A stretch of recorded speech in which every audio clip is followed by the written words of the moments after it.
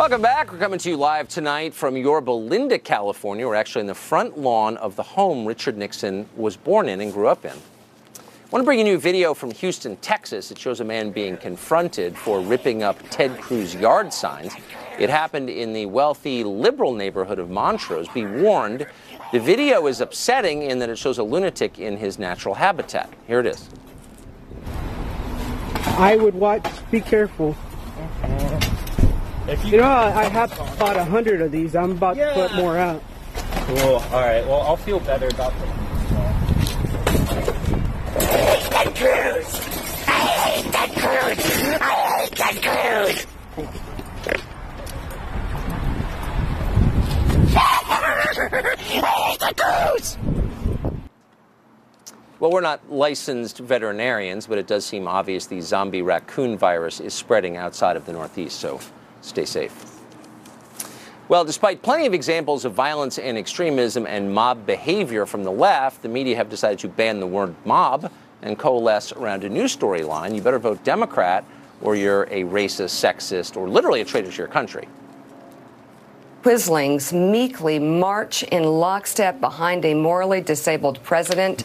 I don't know how you do it. It's appalling. People are just trying to make liberals scream and cry, and they laugh about it, right? Like there's a mug that they'll hold up, say liberal tears, and they laugh as they drink it. The cruelty is the point of that. They voted for the cruel person who demeans and diminishes people. I don't understand how you overlook misogyny, sexism, racism.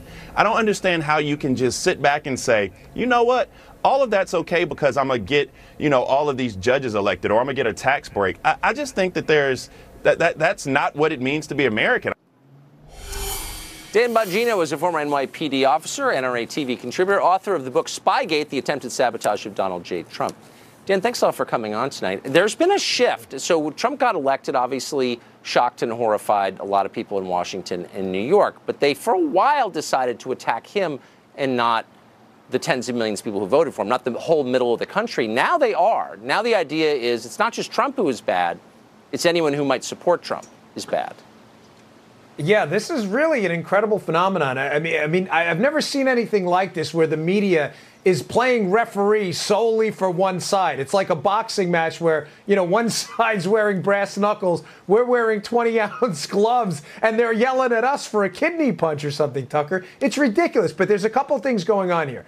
Number one, the leftist freak out is basically due to their coin of the realm is state power. And when they lose state power, they're takers, right? They can't take your money. They can't take your health care. They don't have anything else but aggression, right? Now, the media polices that on the right. Matter of fact, the media even makes up stories about, was that commentator you showed us, was she even serious? She's worried about a mug that says liberal tears while Antifa's beating the snot out of people in the, I'm serious. Is that a serious comment? Like a mug that says liberal tears, why there's actual people getting the crap beaten out of them in the streets. It's absurd. I want to show you a piece of tape we just got. I think it's from Portland, Oregon. Otherwise a beautiful city, I have to say. Watch this. Why are you trying to block me? I'm trying to walk here. I obey traffic signals. You're a snarky little idiot. Shut the up. Try something. I'm not going to punch you. I'm not like your husband. I'm not going to punch you. I'm not married. I'm not like your boyfriend or your cop boyfriend who's going to knock you out, so don't worry. My husband died in 9/11. Good for him. Good. Those NYPD were a bunch of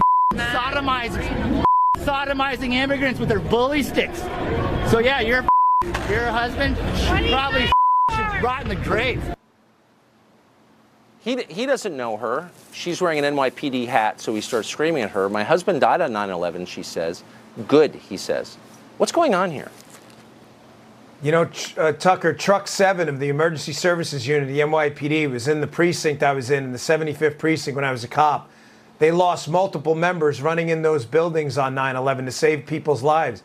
And this piece of human filth, this disgusting, savage animal, has the gall to say this to this woman who may have lost a loved one there on 9/11. I mean, this is grotesque behavior. And Tucker, you and I both know darn well And thankfully so, that if that was some conservative from some Tea Party group who had done that to a liberal, he would be banned from any news channel, any Republican group, and polite conversation from now until eternity. Where is the left speaking out with a collective voice? As you pointed out before, they used to be the party of civil liberties, right? Saying this kind of stuff is not welcome. Yeah. Let's get back to ideas. And the media has a role in this too, which they've entirely abandoned.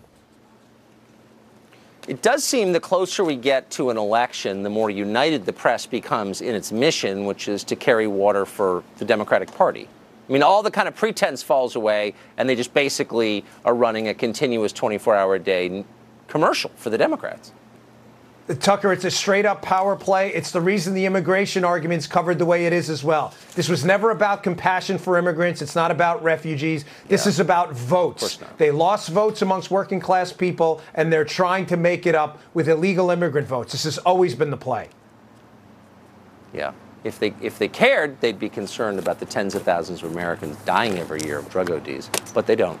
Dan, great to see you. Good to see you, too.